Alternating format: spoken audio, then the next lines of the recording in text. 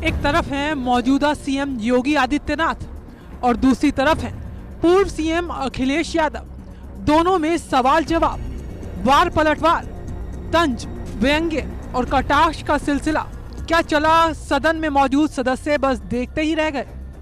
दरअसल इन दिनों यूपी विधानसभा का मॉनसून सत्र चल रहा है, जिसमें दूसरे दिन सदन में माहौल उस वक्त गर्मा गया जब मौजूदा सीएम और पूर्व सीएम आमने सामने आ गए। सबसे पहले नेता प्रतिपक्ष अखिलेश यादव ने बेरोजगारी के मुद्दे पर सरकार को घेरा। सपा अध्यक्ष ने बेरोजगारी के मुद्दे पर सीएम योगी से कई सवाल पूछे और कहा, आपकी नेशनल एजुकेशन पॉलिसी बेरोजगार लोगों की संख्या बताएगी। सरकार आने वाले समय में इन बच्चों के रोजगार के लिए क्या कर रही है।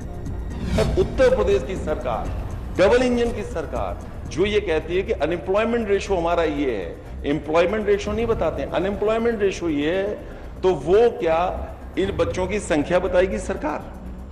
मैं अध्यक्ष महोदय माननीय मुख्यमंत्री से जानना चाहता हूं कि 2017 से 2022 के बीच में जो एज ग्रुप 15 साल का है वो संख्या कितनी होगी, कितने बच्चे आ गए होंगे उसमें। और वो इससे संबंधित नहीं, उसकी नहीं संबंधित इसलिए है ना अध्यक्ष महोदय, जब नेशनल एजुकेशन पॉलिसी संबंधित हो सकती है तो मैं केवल इतना जानना चाहता हूं 17 से 22 तक कितने बच्चे आ गए होंगे एज ग्रुप में, संख्या क्या होगी उसकी। अखिलेश का सवाल उठाना ही था कि सीएम योगी ने भी जवाब देने में देरी नहीं की।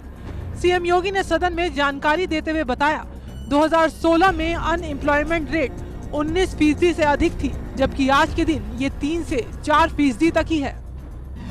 सरकार क्या कर रही है ये तो सर्वे बताते हैं।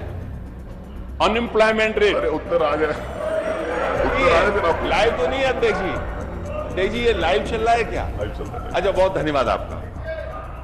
लाइव अनएम्प्लॉयमेंट रेट ये एम्प्लॉयमेंट उपलब्ध कराने पे ही निर्भर करता है और 2016-17 में उत्तर प्रदेश का अनएम्प्लॉयमेंट रेट 19 से अधिक था, 19% से अधिक था और आज के दिन पर यह अनएम्प्लॉयमेंट उत्तर प्रदेश का 3 से 4 के बीच में है। ये दिखाता है रोजगार के अवसर सृजित हुए हैं, लोगों को पारदर्शी तरीके से नौकरियां मिल रही हैं, लोगों को ईमानदारी से नौकरी मिल रही है और नौकरी की कोई भी प्रक्रिया माननीय न्यायालय के द्वारा बीच में इसलिए बाधित नहीं की जाती है क्योंकि माननीय न्यायालय को भी मालूम है कि प्रक्रिया में पारदर्शिता है, प्रक्रिया में पूरी शुचिता है और पूरी ईमानदारी के साथ सरकार इस कार्यक्रम को आगे बढ़ा रही है।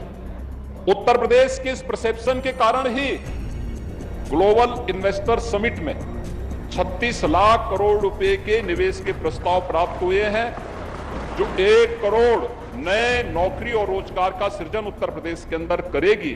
यह भी उत्तर प्रदेश के युवाओं के लिए एक अवसर है और उत्तर प्रदेश के युवाओं को तकनीकी दृष्टि से सक्षम बनाने के लिए ही 2 करोड़ युवाओं को टैबलेट और स्मार्टफोन उपलब्ध करवाए जा रहे हैं।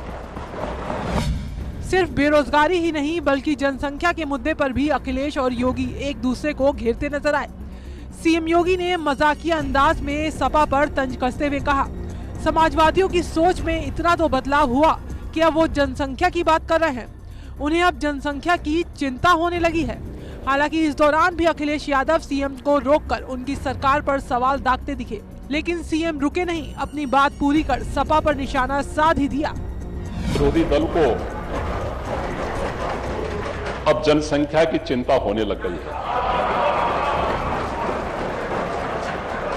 अध्यक्ष महोदय, और सवाल ये है कि अगर मुख्यमंत्री जी 86 में को बताना चाहें तो फिर बता दो 86 में 56 उसी को नियंत्रित करने के लिए ही हम लोग समान कानून की बात करना चाहते हैं। क्या बात है, क्या मुख्यमंत्री?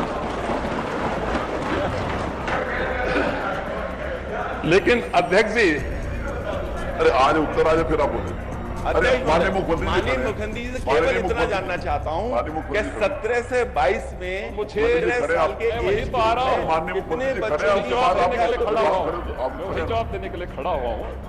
इतना पेशेंस रखना चाहिए कि जब मैं खड़ा हुआ मैं आपकी बात को सुन रहा था जब मैं खड़ा हूं, मैं तो वही बोलने के लिए आया हूं कि आपको जनसंख्या की चिंता हो रही है। मुझे इसमें अच्छा लगा कि इसको कैसे कंट्रोल किया जाए।